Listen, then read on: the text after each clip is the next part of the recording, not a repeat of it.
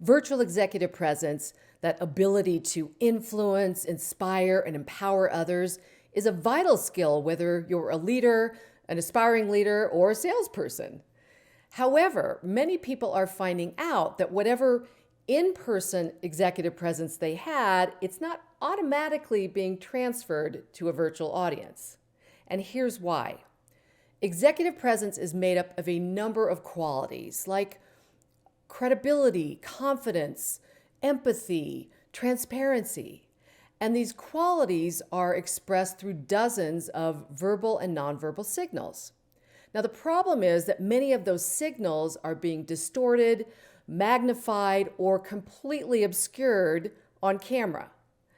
So while you may certainly be the same credible, confident person, whether you're talking to someone face to face or talking to them through a screen, your virtual audience is perceiving you very differently.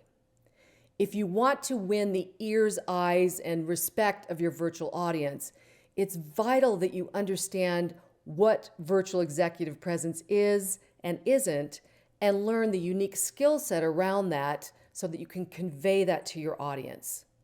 For more information on virtual executive presence, check out the resources and training programs at juliehansen.live.